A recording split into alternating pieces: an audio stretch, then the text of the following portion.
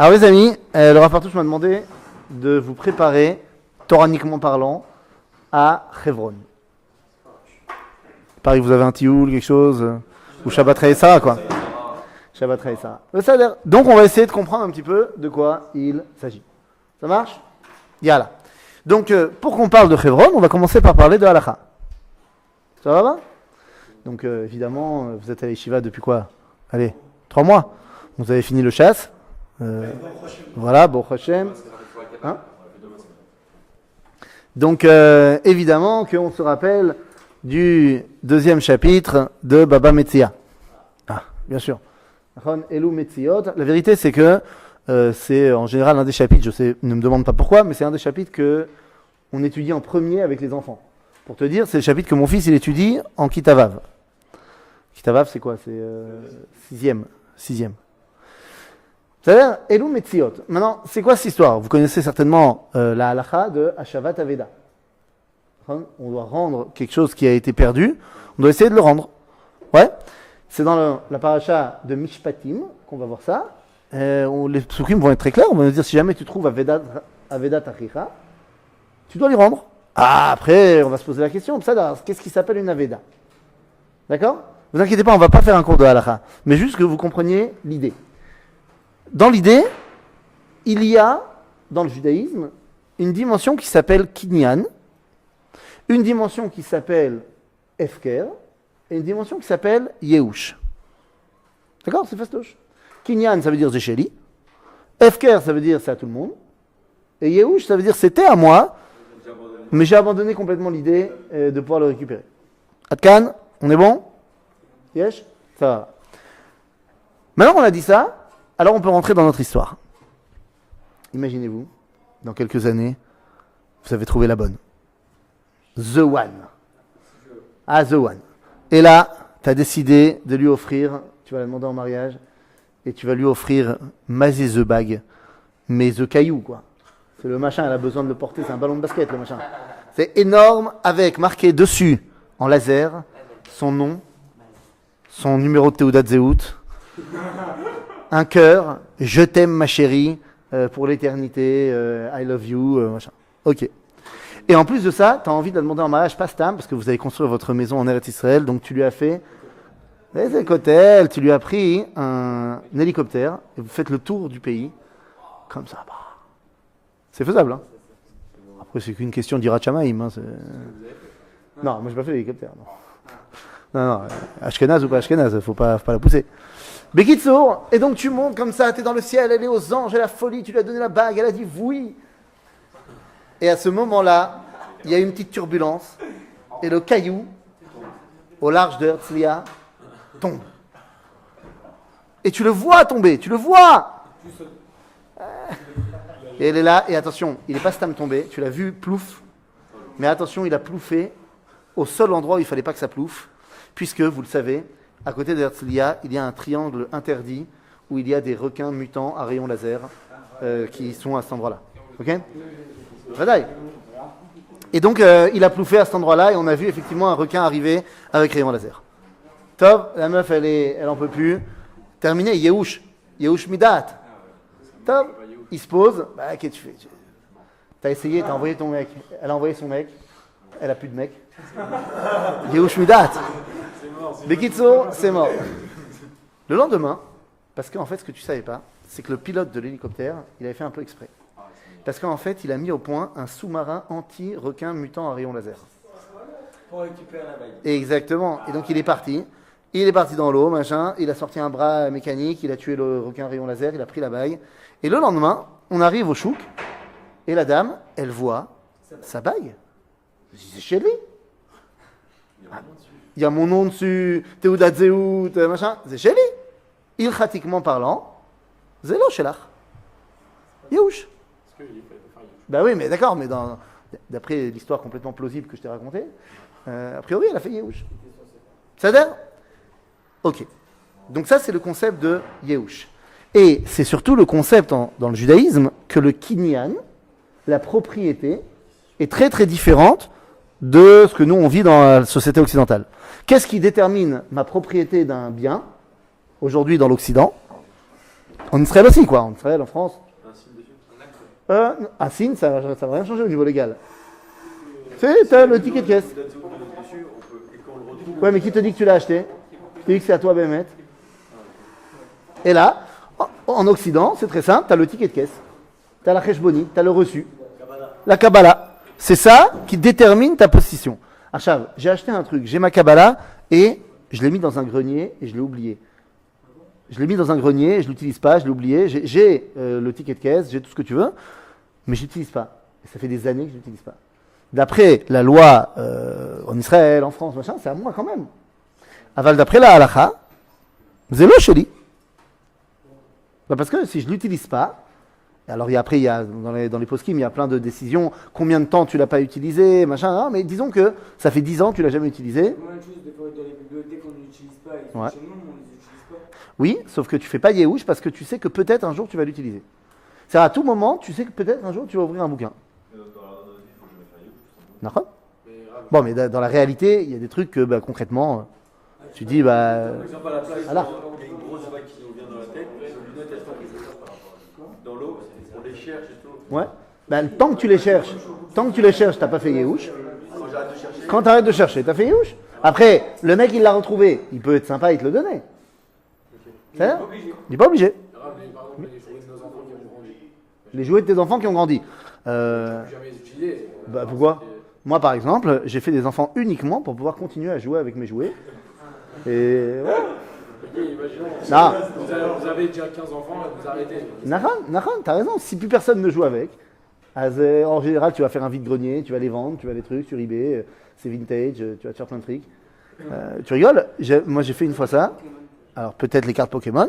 Moi, je me souviens que je voulais faire un cadeau à ma femme et tout. J'étais un peu blèche, là, tu vois. J'étais pas au top. Au niveau Baruch Hashem, la Torah, ça amène pas énormément d'argent. Et donc, je me suis dit, comment je vais faire pour lui faire un cadeau ? Eh ben, j'ai vendu 4 petites figurines qui étaient des éditions limitées que j'avais récupérées à Disney World en 1991. Édition limitée. Chaque figurine, bam, 250 €. Cool. Des petits machins comme ça. Cool. Ça baba. Ça d'ailleurs, mais j'avais pas fait Yehush à aucun moment. C'est-à-dire, ils étaient sur une étagère et tout, machin. Mais Kitsour, si tu fais Yehush, c'est plus à toi. Ok ? Pardon ? C'est FKR. FKR, celui qui le trouve. C'est ça ? Yehush Midaat, ça rend l'objet FKR. D'accord ? si je vais chez quelqu'un, Ouais. A priori, si tu vas chez lui, tout ce qui est chez lui, c'est à lui. Tu vas pas commencer à lui taper des trucs. Hmm ? Pourtant les gens viennent après la chambre. Ouais, c'est ça. Non, attends, moi quand j'étais au Mahon, je me rappelle, j'ai trouvé à la fin du Mahon, j'ai retrouvé une céréale qui était sous mon coussin depuis. Je l'ai mangé. J'ai pas fait Yehush. Hein ? Mais Kitso, c'est Yehush. Ouais, on est tous passés par là. On est tous passés par là. Plus la yeshiva est bonne, plus la nourriture est mauvaise. Ça, c'est un concept. incroyable les cheveux. Ah ouais. Tu savais pas qu'elle était si bonne, la yeshiva. Alors Hachem, on fait pas ça. Kitzur, Rabotai, Ze Yehush, Veze Kinyan, Veze Efker. Jusque-là, on est bien. Ça va. Maintenant, j'arrive à Hebron. Et vous allez arriver Shabbat Raï Sarah, Kol de Seider, la Folaï. Vous allez aller avec le Rav Naon, comme ça, à 5h du mat, dans Oula Mitzrak, honnête. Bah, ça va être la folie. Mais quand on y regarde dans les psukim, il y a quand même un truc qui est bizarre. On va acheter Meharat Amarpela. Atkan, vous connaissez l'histoire, Abraham il va acheter la Mehara. Mais franchement, est-ce que vous pensez vraiment qu'Abraham il était Ashkenaz sur les bords ? C'est un petit peu bizarre, un petit peu rasra, que le premier acquis du peuple juif en terre d'Israël, c'est une tombe. C'est pas la chose la plus sympatoche du monde. La première chose qu'on achète en Israël, c'est une tombe, un tombeau. Quoi ? On pose des bases. Tu aurais pu acheter une maison. Ouais, mais non. La vie, c'est mieux que la mort. Si on enterre nos morts dans un endroit, ça devient. Je suis d'accord avec toi, mais on peut vivre aussi dans un endroit. Ouais, mais Hein ? c'est vrai que ça rajoute de la vie ceux qui achètent leur âme comme avant. Je sais pas ce que ça veut dire, ça rajoute de la vie. Je sais pas, ça veut dire ça rallonge la vie. On va dire comme ça. C'est vadaï que le fait de savoir que l'éternité, tu la vois aussi en Eretz Israël, c'est chachouv. Maintenant, toi qui habites ici, tu n'as pas besoin, puisque tu as d'ores et déjà une place. C'est-à-dire les gens qui habitent en Israël, là où ils sont domiciliés, ils ont une place à eux. Ouais, non. C'est moi, aussi, moi, par exemple, j'habitais en France et Ouais. j'avais ma place là-bas. Et mais pourtant, on était rattachés à Israël parce qu'on a le tombeau ici de nos grands-parents. Baruch Hashem, je sais pas si c'est ça qui rallonge la vie. J'en sais rien. Je me prends pas pour Akadosh Baruch Hu, je sais pas. Mais disons comme ça, c'est sûr que il y a des commentateurs qui sont très pour qu'on aille acheter une sépulture en Eretz Israël même si on n'y habite pas. Il y en a d'autres qui sont très critiques. Ils disent quoi, t'achètes une tombe et pourquoi tu viens pas? Ça c'est Yeshgam Vegam. En tout cas, quoi qu'il en soit, c'est bien d'être ici. C'est bien d'être ici, d'être enterré ici à Kol Tov. Quoi qu'il en soit, la première acquisition du peuple juif en terre d'Israël, c'est une tombe. Ça aurait été plus sympa si tu achètes un champ de pommiers, je sais pas, une maison, un terrain. Mais Avraham Avinu va acheter une tombe. Et quand je vous dis il va acheter une tombe, quand on regarde les versets, dans 2 secondes on va les lire, vous allez voir qu'on lui propose autre chose. Non, on lui propose de payer comme il faut, mais on lui propose pas d'acheter la tombe. Voilà. Regardez, je prends les versets. Donc, Vayu chaye Sarah, Mea shana, Ve'esrim shana, Ve'sheva shanim, Shene chaye Sarah, Vatamot Sarah bekirat Arba, I Chevron. C'est-à-dire, donc Sarah est morte, à Kirat Arba, c'est Chevron. Beretz Kenan, Vayavo Avram lispod le Sarah, Ve'lifkota. Bon, de là, tu apprends d'ailleurs qu'Avraham n'était pas là. Vayavo. Avraham, il est venu pour faire le espèce de Sarah. Il n'était pas là. Ben oui, il revient de Haramoria. Et qui c'est là qui l'a enterré? Non, c'est lui. Ils ont attendu. Mais il est revenu, il n'était pas à côté d'elle. C'est la Kedat Yitzhak, et c'est pour ça qu'elle est mort. Pendant la Kedat Nachon. Chaud. Vayakom Avraham me'al pene meto. Vayedaber el benechet les morts. Il rassemble les gens qui sont les Chétéens. Les Chétéens, ce sont les Knaanim, les Goïm, qui habitent à Hebron. Et il leur dit comme ça. Ger vetoshav anochi imachem. Mais c'est ger vetoshav. Et ouais. Ger, ça veut dire étranger. Toshav, c'est sédentaire. Alors tu es ger ou tu es toshav? Eh bien en vérité, comment s'appellent les goïms? Ils s'appellent Umot HaOlam. Em yoshvim ba'olam. Ils sont les patrons du Olam Hazé. Efo Am Israël, Olam HaElyon. Sauf que ça, c'est ce qu'on a voulu nous vendre. On est plus dans les mondes spirituels que attachés à la terre. Seulement ça, c'était vrai, Bagalout. En vrai, on est Eger et Toshav. C'est-à-dire qu'on est Ger Ba'olam Hazé, donc Toshav avec Akadosh Baruch Hu, et on est aussi Toshav Ba'olam Hazé, et donc Ger avec Akadosh Baruch Hu. On a ces deux dimensions. On doit prendre possession de cette terre, parce que Dieu nous l'a demandé, et on doit également faire le lien avec les mondes supérieurs. Donc Abraham leur dit, Ger vetoshav anochi immachem. Vous aussi, vous êtes comme ça. Et donc, je voudrais vous demander un truc, et je pense que vous allez me comprendre.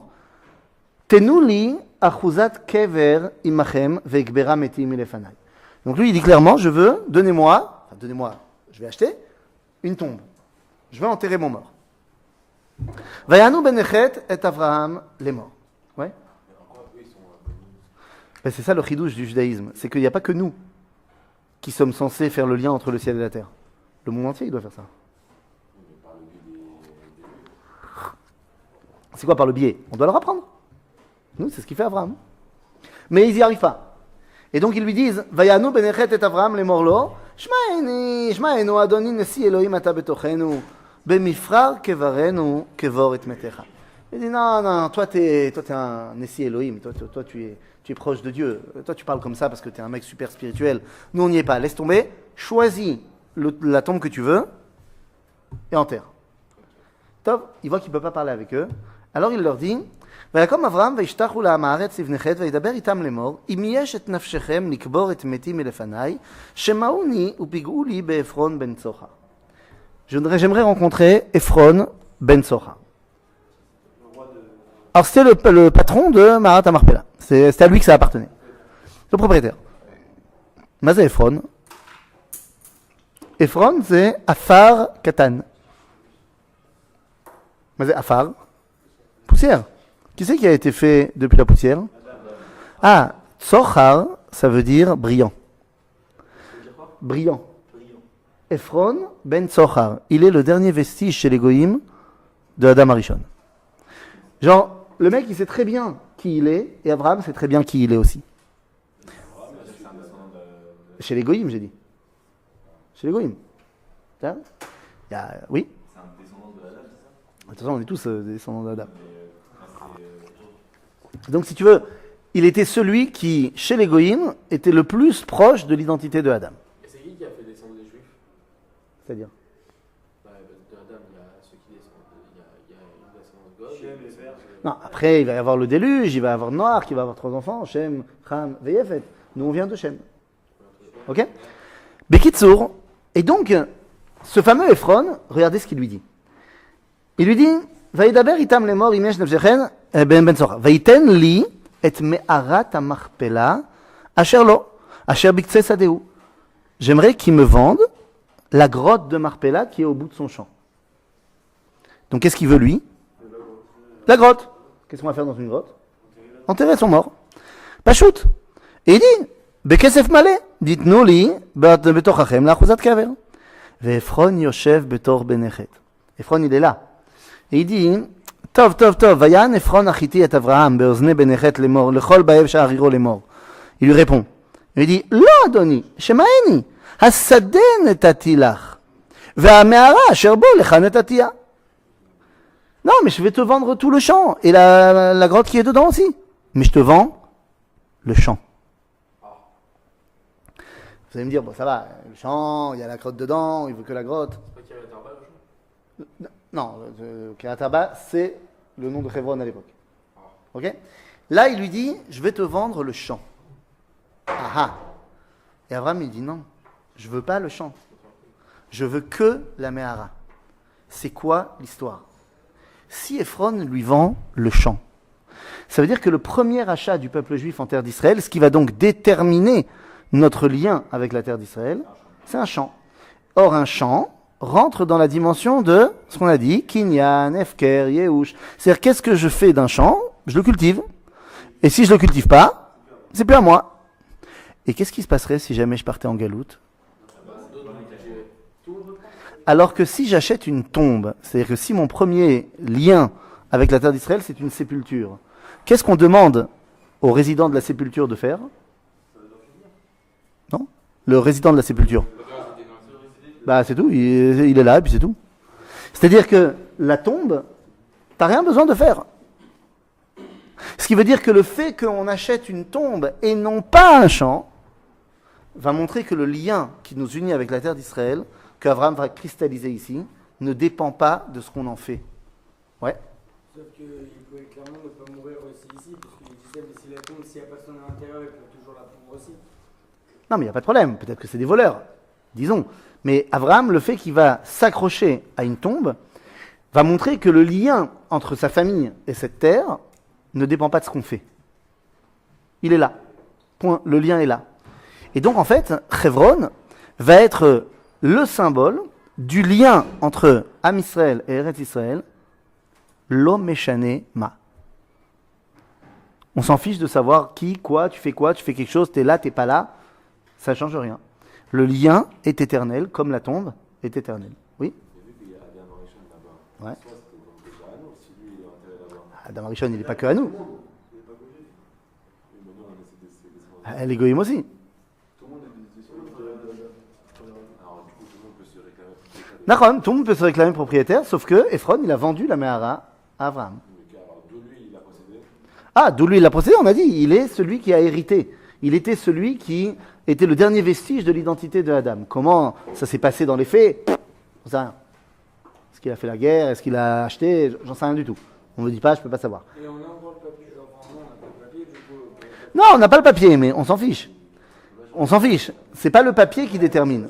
Bah non, mais vu qu'on l'a acheté, normalement, c'est. Oui, mais encore une fois. C'est pour dire comme quoi c'est vraiment. Nahon, mais encore une fois, ce qui détermine la Baalout, ce n'est pas le papier. Si c'est un champ, c'est ce que tu en fais. Si c'est une tombe, c'est tout simplement celui qui est enterré. Comment il s'appelait celui qui a vendu à Abraham? Ephron ben Tsochar. Donc là, si tu veux, qu'est-ce qui montre que c'est à nous? Bah, qui est enterré là-bas. C'est-à-dire, Zakol. Et donc en fait, pendant des milliers d'années, Hebron va servir de lieu duquel part l'identité d'Israël. Oui?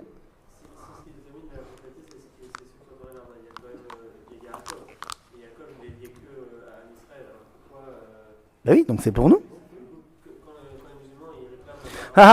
Les musulmans ils réclament, mais ils réclament pas d'après la halakha. Ils réclament parce qu'ils réclament tout.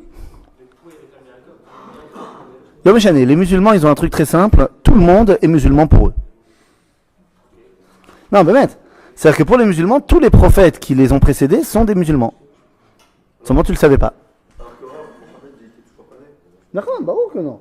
Mais pour eux, Jésus c'est un musulman, Moshe c'est un musulman, Yaakov c'est un musulman. Nous, on dit bien que Abraham et Adam, ils n'étaient pas juifs. Abraham, il était le porteur de l'identité de Ever. Il était hébraïque. Oui. Il n'était pas juif. n'y avait pas encore de juifs, évidemment, à ce moment-là. Juif à 99 ans, on va à la Pote Milan. Pourquoi? Il a fait l'alliance avec Hachem. Mais il était pas Il a fait l'alliance avec Hachem, mais il n'était pas juif. La notion de juif, elle apparaîtra beaucoup plus tard. Même pas. Bon, au fond, c'est. Ah non, pas du tout. Il ne faut pas se tromper. L'appellation détermine aussi mon identité. Lorsque je suis, lorsque je suis un hébreu, ça veut dire que je me rattache à Ever. D'accord? Lorsque je suis un juif, c'est que je me rattache à une dimension extrêmement petite. Parce que Mazé, Yehudi, ça vient d'où? De Yehuda. Et ils sont où tous les autres tribus? Elle est où mon identité globale? Alors il y a un peu de Lévim, mais Bégadol, Yehudi, c'est notre appellation en exil. Ouais, ça veut dire c'est même pas. En fait, juif, c'est même pas quand on a reçu le don de la Torah. Non. La première fois, on va parler de juif, C'est quoi l'appellation exacte? Béné Israël. Ok, d'accord. Béné Israël. Quand est-ce qu'on va s'appeler juif pour la première fois? Megillat Esther. Ish Yehudi Aya Beshushan Abira. C'est la première fois qu'on nous appelle juif. C'est la première fois qu'on nous appelle juif. Oui. Attends, il y a d'ailleurs. Et par exemple, dans la paracha, on voit que Abraham respectait vraiment tout. C'est dans son comportement, etc. Mais vadaï. Parce qu'Avraham nous dit, la Gemara, que Kiliotav na'asulo talmidei chachamim velimdu oto Torah. C'est-à-dire ses intestins étaient des rabbanim et lui enseignaient ça il faut que tu manges, ça il faut pas que tu manges, il faut que tu attendes 3 heures, 6 heures. C'est l'homme échané. Avraham Avinu, il a une façon naturelle de s'attacher à Kadosh Baruch Hu. Mais ça ne le fait pas devenir juif. Ça le fait devenir rattaché à Dieu. Yitzhak, il va avoir une autre façon de s'attacher à Dieu. Et Yaakov, une autre façon. Par exemple, comment est-ce que Yaakov il met les tefilines? Mais si. Yaakov il met les tefilines. Eh oui, il prend du bois et il coupe des petits morceaux blancs dans le bâton de bois. Vous vous rappelez quand il doit faire abreuver son troupeau pour avoir plein de richesses qu'il va prendre à la vanne? Alors, il fait tout un stratagème où il va couper des morceaux de bois, un peu de blanc, un peu de noir, un peu de blanc, un peu de blanc. Rashi nous dit, Zanachat Tfilin chez Yaakov. Bon, c'est un style. Vous pouvez les jeter, les tefilines. Donc si demain, vous voulez pas venir à la tfila et vous êtes en train de couper du bois, Gloire partout, je viens vous voir, tu dis Tfilin. Ouais. Vous avez dit que donc des juifs, du coup, l'importance de la elle va Nechon. Donc il est pour ça que plus tard, le roi David il va faire. Bevadaï. Il va faire. Bevadaï. C'est-à-dire que Hebron va donc devenir. Oindre, ça veut dire qu'on lui met de l'huile sur la tête et on dit c'est toi le roi. Et où est-ce qu'on va le oindre? Eh bien à Hebron. D'abord à Bethléem. À Bethléem quand il est chez lui. Mais où est-ce qu'il va devenir le roi? D'abord pendant les 7 premières années à Hebron. Et ces 2 Hebron, dans le livre de Shmuel, eh bien que toutes les tribus d'Israël vont venir chez David pour lui dire Timloch Alen. C'est-à-dire l'unité du peuple juif soit le roi pour nous tous.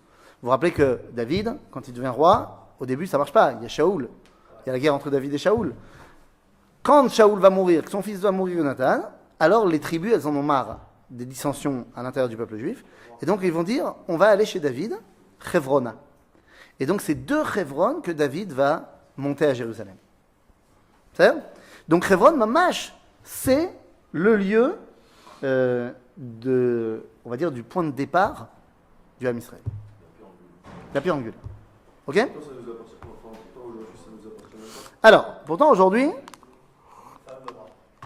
ça ne nous appartient pas. Ouais? Ah, parce qu'il y a une dimension qui est au-delà de Hebron. C'est la dimension de Jérusalem. Hebron, c'est l'endroit le plus spirituel du monde. Shrem, c'est l'endroit le plus matériel du monde. Yerushalayim, c'est l'endroit le plus Kodesh. À Jérusalem? Parce que, encore une fois, l'origine, ça doit être Hebron. Hebron, c'est Beyesod à Afar, c'est relié à la terre. Tu veux d'abord et avant tout cristalliser le lien avec la terre. Tu ne peux pas arriver comme ça à Jérusalem. D'ailleurs, on n'arrivera pas à Jérusalem avant David. C'est-à-dire que la dimension d'Yerushalayim, par exemple, regardez, au niveau de la halakha. Au niveau de la halakha, quand tu habites à Paris, où est-ce que tu te tournes pour faire la tefila?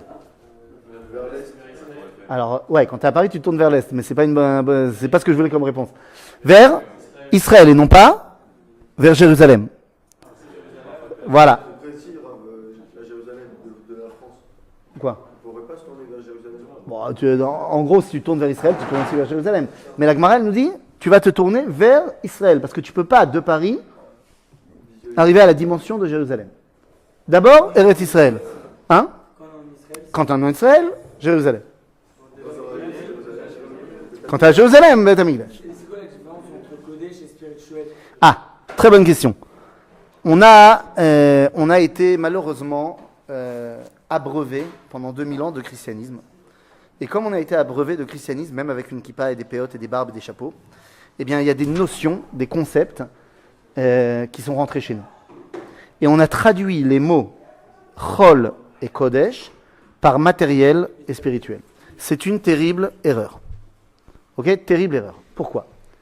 Chol, on va faire comme ça. Le spirituel peut être et chol et kodesh. Exemple. Spirituel, ça vient du mot spirit. Ça se passe dans la tête. Le tefillin, c'est pas du tout spirituel. Le tefillin, c'est très matériel. Non, c'est matériel, mais on fait quelque chose de... C'est un très bon exemple. Tu fais pas quelque chose de spirituel. Tu prends quelque chose de complètement matériel, un morceau d'animal que tu as travaillé et que tu as mis sur ton bras et que tu l'as enroulé avec tes lanières. C'est complètement matériel. On fait descendre la spiritualité dans la matérialité. Parce que c'est Kodesh. C'est ça que je suis en train de t'expliquer. Alors, 2 secondes. Chol ve Kodesh, ce n'est pas spirituel ou matériel. Viens, laisse-moi t'expliquer. Burger, frites, coca. J'ai envie de me faire péter le ventre. Ok? Un petit burgers bar, tu commandes le truc shritout avec l'œuf au-dessus, que quand tu croques, ça t'égouline de partout. Ah, on la connaît. Ouais. Il y a ça, ouais.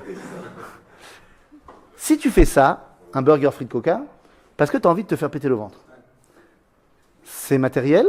Oui, ça c'est matériel. Clairement matériel. C'est chol ou c'est kodesh? C'est chol. Maintenant, je me refais le même burger frites coca parce que je viens de faire un siyum masechet. Je fais une seudat mitzvah. C'est toujours autant matériel. C'est le même burger, mais c'est kodesh. Donc, ça veut dire que, pas forcément, le kodesh peut être aussi la sanctification du spirituel. Exemple, je fais un exercice de maths parce que j'ai le bac, ça me saoule. Les maths, c'est spirituel. Mais si c'est pour passer mon bac, c'est chol. Par contre, je fais des études de mathématiques pour dévoiler la particule de Dieu. Il y a des mathématiciens qui sont très religieux, et grâce aux mathématiques, ils arrivent à s'attacher à des choses incroyables. Il y avait les frères Bogdanov. Tu connais les frères Bogdanov, Zatzal? Ça veut dire, c'est spirituel, c'est Kodesh.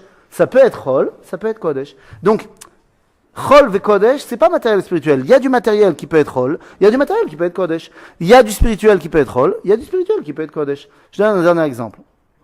Là, j'ai un livre de Bereshit devant moi. Et on étudie le livre de Bereshit. Ce qu'on est en train de faire, c'est Kodesh ou c'est Chol? C'est Kodesh. On étudie la Torah. Maintenant, imagine, à 1 heure d'ici, dans l'université de Bar-Ilan, ou tu sais quoi, à 20 minutes d'ici, dans l'université de Haratzofim, il y a un mec qui fait un doctorat en études comparatives du langage dans le livre de la Genèse. Et il étudie les mêmes versets que nous, mais uniquement pour montrer que ça n'a pas été donné par Dieu et qu'en fait c'est de l'académie et tout ça. Et on a étudié les mêmes versets. Seulement lui, c'est Chol. Lui c'est Chol, et nous c'est Kodesh. Nachon. Nachon. Et donc maintenant vous pouvez comprendre ce que veut dire le mot Chol.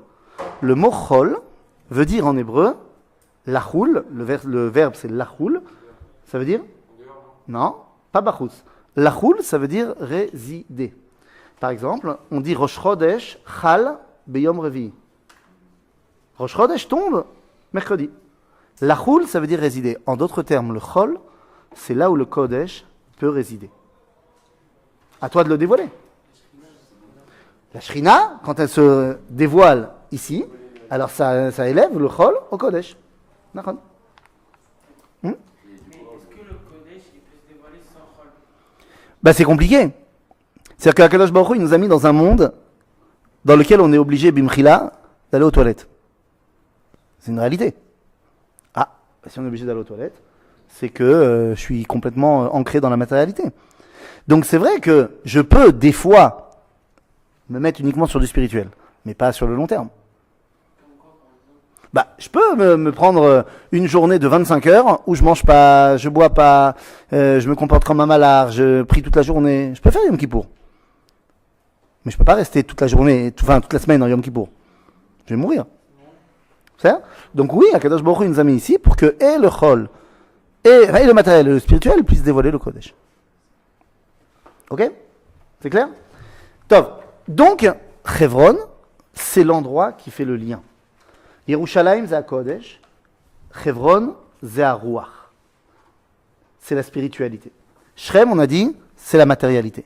D'ailleurs, quand tu regardes les Arabes de Shrem, ils sont pas religieux, ils sont chilonim. Ils nous détestent, mais ils sont chilonim. Alors que les Arabes de Chevron, ils sont super religieux. Oui. C'est ça? Il y a une vraie différence de population. Parce que l'endroit influe sur nous. Chevron, c'est le lien pour nous avec l'éternité d'Israël. Alors tu vas me dire, ouais, mais alors, c'est à nous ou c'est pas à nous? Aujourd'hui. C'est à nous ou c'est pas à nous? Alors aujourd'hui, ça dépend où. Kiryat Arba, c'est à nous. La ville de Kiryat Arba, c'est à nous. C'est là où tu vas dormir, a priori, un Shabbat Rei Sarah. Chevron, il y a plusieurs endroits. La nouvelle ville de Chevron, malheureusement, à cause des accords d'Oslo qu'il y a eu il y a quelques années, on ne peut plus y aller. Tu ne peux pas aller, toi, en tant que juif, en tant qu'israélien, tu ne peux pas aller à Chevron, dans la ville nouvelle de Chevron. Et puis, et Maharat HaMarpela, c'est une histoire particulière. Alors non, Maharat HaMarpela, il y a ce qu'on appelle le statu quo. Depuis les accords d'Oslo, il y a un statu quo à Maharat HaMarpela qu'il y a moite-moite. C'est-à-dire que, de manière générale, il y a une partie de la Mehara qui est pour les Arabes, c'est la partie de Yitzhak et Rivka, c'est une mosquée. Et il y a une partie qui est pour les Juifs, c'est Avraham et Sarah et Yaakov et Léa. Et Adam Arishon, il est où? Adam Arishon, c'est un palmier. Tu verras quand tu arriveras là-bas, tu verras dans le coin, il y a un palmier, et c'est ça le siman qu'en dessous, il y a Adam Arishon. C'est une sorte d'hôtel, genre comme ça. D'hôtel? C'est pas un hôtel, il y a des escaliers qui montent, il y a des escaliers, d'accord? Il y a un espèce de petit machin avec un petit palmier au-dessus. Et comment ça s'appelle Aval et là, c'est dans tout ça, non? Non, le Adam, c'est dehors. Tu vois le Oulam Yitzhak? Tu vois l'entrée de Oulam Yitzhak? Bah en face, dehors. Tu vas voir, il y a des escaliers qui montent, c'est dehors. Il y a des escaliers qui montent et il y a un... D'ailleurs, là, il y a Eden, je crois. D'accord. Il y a la tête d'Israël. Il y a la tête de Esav aussi là-bas, d'accord. Il y a. Il y a quoi? Bah avec Adam. Ouais. Hein? Alors, 10 jours par an, toute la Mehara, elle est pour les Juifs. Et 10 jours par an, elle est toute pour les Arabes. C'est pour l'instant le statu quo qui est mis en place là-bas. Mais ça n'a pas été toujours comme ça. Oui. Il n'y a pas eu un truc avec le Pigouat, là, un truc que le juif qui a tué les. Non. Pour Goldstein. C'est quoi, il n'y a pas eu un truc? Il y a eu un gros truc. Hein? Il y a un kever à lui dans Hebron et tout ça, machin. Ah, après, c'est une grande histoire, cette histoire. Hein? Je sais pas, il était pas rabbin. Il était médecin. Il était médecin. Ça, maintenant, Macheloye, vous savez que Hebron, il y a un bonhomme. On a dit, Hebron, c'est le lien avec la terre. Le lien essentiel, intrinsèque avec la terre d'Israël. Alors on a dit, évidemment, à Maharat HaMarpela sont enterrés Adam et Chava, Avraham et Sarah, Yitzhak et Rivka, Yaakov, Léa, mais il y a un autre bonhomme qui est enterré juste devant la Mehara. Alors il y a la tête des saves, on a dit, Nachon, mais juste devant la Mehara, avant que tu rentres, il y a un bonhomme. Non, enfin c'est juste à côté de là où tu peux allumer des bougies. Il y a un rap qui est à la Ah, ouais. Et ouais, et pas n'importe quel rave. c'est le Ramban. Ah, c'est Ramban, exactement. Rabbi Moshe ben Nachman, le Ramban. Nachmanide. Pas Maïmonide, Nachmanide. Le Ramban. C'est juste avant de monter à la 7e marche. Maintenant, le Ramban, il est enterré là-bas. C'est lui qui a demandé d'être enterré là-bas. Achav Lama. Parce que c'est quoi le grand combat du Ramban? C'est d'expliquer qu'il y a une mitzvah de revenir à la terre. Qui, dans les poskim, a dit qu'il y avait une mitzvah d'habiter en Eretz Israël? C'est le Ramban. C'est-à-dire? Et donc c'est pas étonnant de voir qu'il a demandé à être enterré à l'endroit du lien avec la terre. Mais c'est pas bien, en vrai. C'est quoi? C'est pas mieux De quoi? de se faire enterrer là où il y a son. Bah, c'est pas dans la Mehara, c'est à côté. Il n'y a pas un problème parce que tu retrouves la gueule. Bah, semble-t-il que le Ramban n'était pas d'accord avec toi. Ça, Cholek. Chevron, vous savez qu'elle a été libérée en 1967. En 1948, guerre d'indépendance, toute la Judée-Samarie, elle tombe entre les mains des Jordaniens. Donc on ne peut pas y aller. Et non seulement on ne peut pas y aller, mais depuis, alors on ne peut pas y aller du tout pendant 19 ans, mais même avant, on ne pouvait pas rentrer dans la Meharat HaMarpela. On ne pouvait rentrer que jusqu'à la 7e marche. Il y avait un grand escalier qui rentrait dans la Mehara, et la 7e marche, c'est là où les Juifs avaient le droit d'aller. Parce que les Ottomans, les Arabes, ils voulaient les humilier, et disaient, vous ne rentrez pas plus que la 7e marche. On n'avait pas le droit, pendant des centaines d'années, on ne pouvait pas y aller. Les seuls, hein, C'est jamais défendu, normalement. bah, pendant qu'il y avait l'Empire Ottoman, qu'est-ce que tu veux faire? Les seuls qui ont bravé l'interdiction, et qui sont montés, c'était des femmes. Des femmes. Ben oui, pourquoi? Elles s'habillaient comme des Arabes. Ah ouais, avec la burqa et tout. Et donc elles arrivaient des fois à se faufiler. Maintenant, elles savaient que si elles se faisaient prendre, c'était la mort. Mais il y a des femmes de Sadekot qui ont continué à aller à Meharat HaMarpela. Oui, Les marches que vous parlez, c'est ceux qui sont explosés là? exactement. Aujourd'hui, la 7e marche, elle est explosée. Makara. Qu'est-ce qui se passe? Pourquoi la 7e marche, elle est explosée? Au Japon, commandant, ça s'appelle la 7e marche, on saute la 7e marche. En 1967, quand on a conquis Hebron, eh bien, Moshe Dayan, le chef d'état-major, non, c'était pas le chef d'état-major, en 1967, c'était le ministre de la Défense, il est venu et il a dit, plus personne ne nous dira qu'on n'a pas le droit de monter. Et il a mis de la dynamite sur la 7e marche, et il a fait péter la 7e marche. C'est pour ça que vous pouvez voir aujourd'hui un gros trou avec du calciné, machin, pour que la pierre, elle brûle, faut aller chercher, quoi. Ouais. Il n'y a pas un endroit où on n'a pas le droit d'aller. Bah, Bichlal, Non, mais genre, d'après le Torah et tout, genre, il y a des escaliers, ce qui peut. Non, Mais t'as des histoires de fous là-bas. il y a des histoires de fous, il y a un endroit où il y a un tunnel, est-ce qu'on peut... Il n'y a pas de Issour d'y aller ou pas d'y aller. La question, c'est est-ce qu'on sait où est-ce qu'on va? C'est ça la vraie question. Ah, on raconte tout plein d'histoires. Un qui a rencontré Eliezer qui le dit. Il a rencontré Eliezer, l'autre il a rencontré Eliyahu Hanavi. Il y a une histoire à l'époque, il y a même une histoire à l'époque des Anglais, où il y a des Juifs qui ont essayé de trouver l'entrée de Meharat HaMarpela, et en fait ils ont trouvé une galerie, et ils sont rentrés dans la galerie, et ils ont été tout loin, et ils sont arrivés à une grosse dalle, et ils étaient persuadés que de l'autre côté c'est Mamash, Zéou, c'est Abraham, il est là quoi. Et ils entendent des voix. Ils entendent des voix. Ils se disent, mais ça y est, c'est les Havot. Ils nous parlent. Ils sont là, ils se sont réveillés. Ils sont comme des oufs. D'un autre côté, dehors, il y a des gardes britanniques qui entendent de dehors des voix. Ils disent, c'est pas possible, ça c'est les Havot, ils sont là, ils veulent nous détruire, machin. Hein.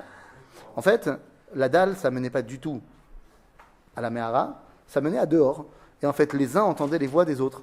Les Juifs, ils entendaient les soldats britanniques qui parlaient, et les Britanniques, ils entendaient les Juifs qui creusaient. Donc, il y a plein d'histoires là-dessus. Mais il y en a une qui est tout simplement incroyable. Hebron a été libéré par un homme. Un seul. Eh oui, le Rav Goren. Oui, t'es pas seul, on a dit aussi. Tout seul. Tout seul, il y avait un usine. Machinikra, seul tout. Il y avait son chauffeur. C'est vrai qu'il y avait son chauffeur. Maintenant, hein, le Rav Shlomo Goren, qui va devenir... Hein, celui qui croit avec le Sefer, celui qui avait le chauffard, machin. Alors le Rav Shlomo Goren, je t'invite à aller regarder sur ma chaîne YouTube mon cours sur le Rav Shlomo Goren. Hein? Petit promo, normal. Tu marques, Rav Shlomo Goren. Bekitsour, le Rav Goren, il a voulu énormément être avec les soldats pour la libération de Hebron. Donc toute l'armée, enfin ceux qui étaient dans la région, ils étaient stationnés au Gush Etzion. Et le lendemain matin, prévu qu'à 4h du mat, on parte du Gush Etzion à Hebron. Et le Rav, il était tellement chaud, toute la nuit, il a chauffé les soldats, il a dit demain matin, on fait Shacharit Amara, Marpella, la folie. Ça va? Ah, c'est un kiffeur. Et petit kidouche et tout. Et il est tellement en truc que finalement, il ne voit pas l'heure tourner. Et quand il se réveille, il n'y a plus personne. Il n'y a plus personne. Et il est tellement dégoûté, il dit à son chauffeur, ah, on a raté le train et tout, on a raté le gros des troupes. Allez, viens, on y va, on les rattrapera. Et il commence à rouler. Et puis il voit personne. Son chauffeur, il dit, c'est bizarre quand même, on va quand même plus vite, nous, tout seuls avec une Jeep, que toute l'armée. On aurait dû les rattraper, c'est pas... Et ils arrivent à Hebron, et en fait, plus ils arrivent à Hebron, et plus ils se rendent compte qu'en fait, ils ne sont pas en retard. Ils sont en avance. C'est-à-dire qu'ils étaient tellement excités qu'ils se sont levés trop tôt. Ils dormaient. Ben non, ils étaient tous dans les tentes. C'était genre, personne ne parle. Le camp, il avait l'air, endormi, désert. Et il est parti. Et donc, il arrive à Hebron, il est tout seul. Il sort de sa Jeep devant la Mehara, il met son Uzi, il tire 3 rafales en l'air, il toque, et il dit « Adipo, je suis là, donnez-moi les clés de Hebron ». Et tous les Arabes, ils se disent « Attends, c'est sûr qu'il ne vient pas tout seul. C'est sûr que c'est pas possible qu'il soit là tout seul. Il doit y avoir toute l'armée qui est là, et lui, ils l'ont envoyé, ça montre qu'on est fini. » Et donc, tous les Arabes, ils lèvent les mains, ils déposent les armes, et ils donnent les clés au Rav Goren. Et c'est seulement une demi-heure plus tard que Tsahal arrive. Et le responsable de l'unité des Tzanchanim, des parachutistes, Motagour, il est vénère, grave. Ce qu'il dit, tu m'as pas attendu. Et donc le Rav Goren, il lui dit, il n'y a pas de problème, petite erreur de ma part, Koltov. Par contre, on s'attend pour Jéru. Ok, on arrive à Jéru ensemble. Effectivement, ils vont arriver à Jéru tous les deux. Hein? Et ils vont libérer Jérusalem le lendemain. Nachan. Donc, vous voyez que Hebron, c'est vraiment l'endroit qui nous rattache à notre identité. Alors, qui va être à Hebron? Nous, on va y aller, enfin, vous allez y aller, Shabbat Chai Sarah, à Koltov. Non, parce que je l'ai fait quand j'avais votre âge et maintenant j'ai ma communauté. Alors, plus compliqué. C'est à Katamon. Ah, c'est peut-être mon cousin. Yoni Presman.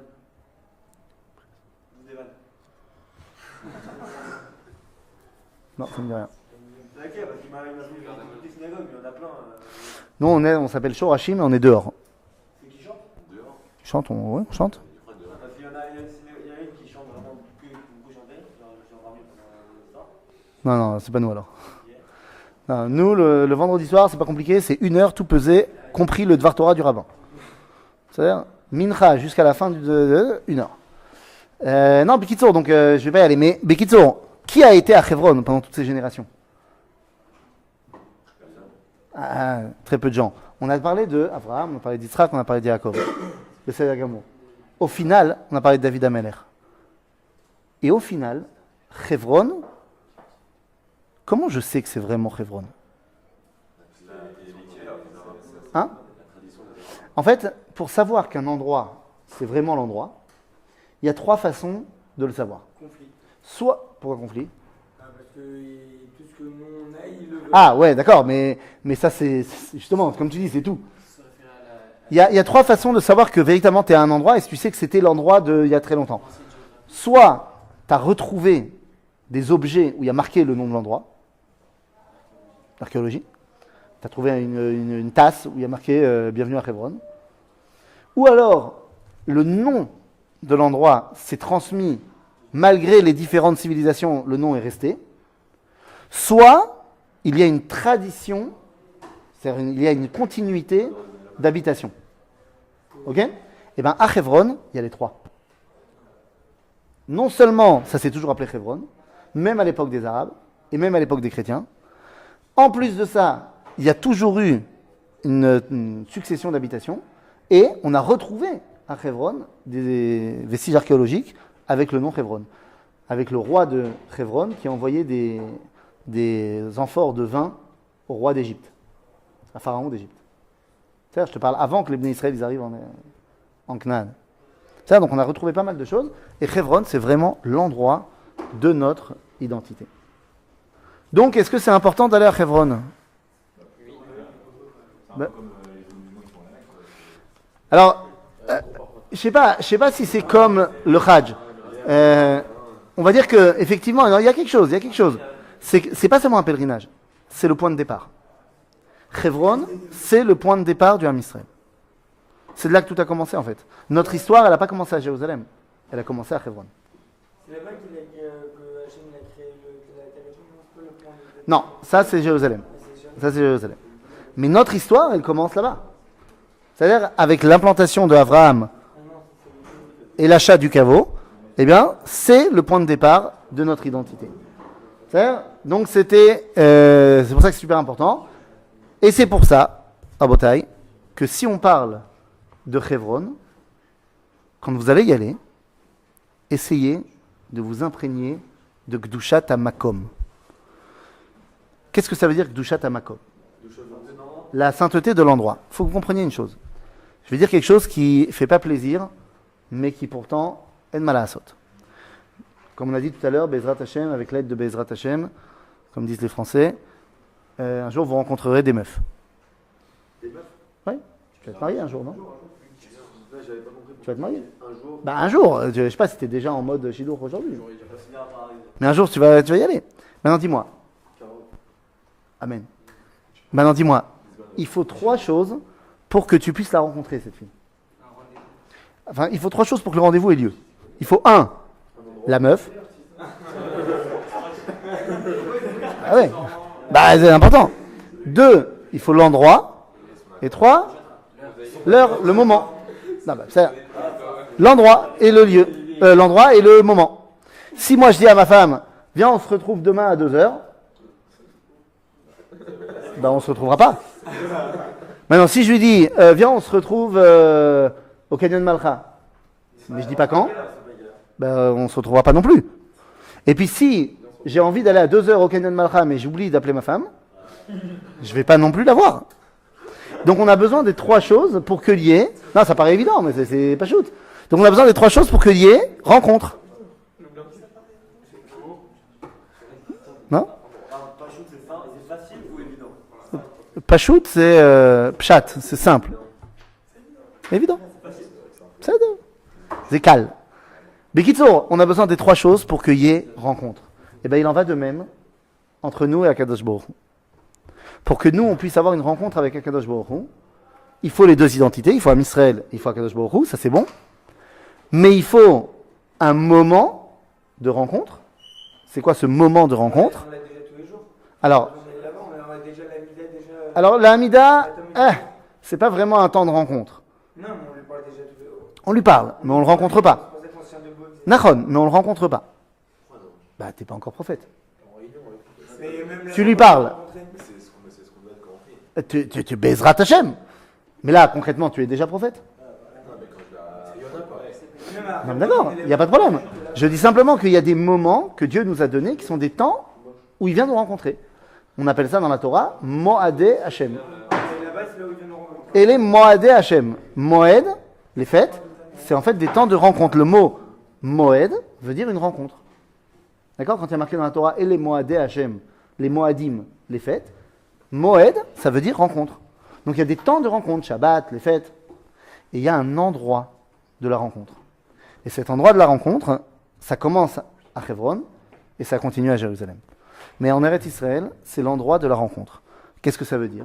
Ben, ça veut dire que quand on est à Paris, il manque un élément pour la rencontre. C'est une réalité. Alors ça ne veut pas dire que Edman Asot, on ne va pas s'arrêter de faire les mitzvot à Paris. On va continuer à les faire, bien évidemment. Parce que moi, quand j'ai dit ça à quelqu'un à Paris, quand je suis rentré, je dis ouais, il faut venir en Israël parce que quand on est à Paris, c'est. Il n'y a pas qui dit bah, alors dans ce cas-là, j'arrête tout ça, que je fais. Bah, la vérité, c'est que, a priori, d'après la Torah, il n'y a pas de mitzvot en Chutz Laaretz. C'est les Chachamim qui nous ont imposé de faire les mitzvot en Chutz Laaretz. Pour se souvenir. Pour se souvenir. Ah, mais c'est... Nous. Si les parents sont à l'extérieur Et bah quoi? on fait quand même la mitzvah des parents. Si les parents ils sont en dehors d'Israël, Si les parents sont en France, qui est le cas, et je peux faire la mitzvah Oui. respecter les parents que la France. Pourquoi? D'abord, tu peux très bien faire Kibbutz Avayem aussi en étant ici, en les appelant tous les jours, en machin. Non, ça ne veut pas dire que tu vas pas aller les voir de temps en temps. Ça a l'air, mais c'est pas la question. Le fait est que d'une manière idéale, le lien avec Akadosh Baruch Hu, c'est pas moi qui ai écrit la Torah, hein, c'est lui. Le lien avec Akadosh Baruch Hu, ça se passe à un endroit précis. Et cet endroit, c'est Eretz Israël. Hebron, Yerushalayim. Oui. Quoi? On va censurer la Torah? Pour se souvenir, parce que si c'est ça, alors je vous le signe, que si je sors ça juste à des potes à moi qui sont à Paris, mais je vous Ouais. signe, tout le monde arrête tout. Ah, ça, D'abord, il faut que tu saches que c'est marqué dans le Sifri, c'est marqué depuis 2000 ans déjà. Oui, mais non, mais c'est oui, mais on l'a jamais sorti. Ça va. Parce que tu as raison que peut-être qu'au niveau, au niveau de l'éducation, peut-être qu'il vaut mieux pas le dire à n'importe qui. Ah, c'est ça, c'est que si la personne elle arrête là maintenant, ça va être compliqué. Nahon, c'est pour ça qu'il faut réfléchir comment on dit les choses. Mais toi, tu peux connaître la vérité. Ouais. Ça En malasot. C'est-à-dire, l'attachement à la terre d'Israël, Hebron, Yerushalayim, eh bien, c'est le point de départ de ma rencontre avec Akadosh Baruch Hu. Ça veut dire qu'elle a zéro importance alors là qu'on fait comme à Paris. Non, pourquoi? Toutes les mitzvot. Se souvenir de dire. Tu sais combien c'est important de se souvenir pour ne pas, parce que la Torah, elle pense que tu vas revenir en Israël. La galoute, elle va se terminer. Elle s'est déjà terminée. Donc tout le monde va revenir. Donc il faut bien que les gens ils se rappellent comment être à la maison. Donc pendant 2000 ans, on a continué à faire. Ça va là? Top? Ben, Chazak ou Baruch. בין כך בין כך נקרא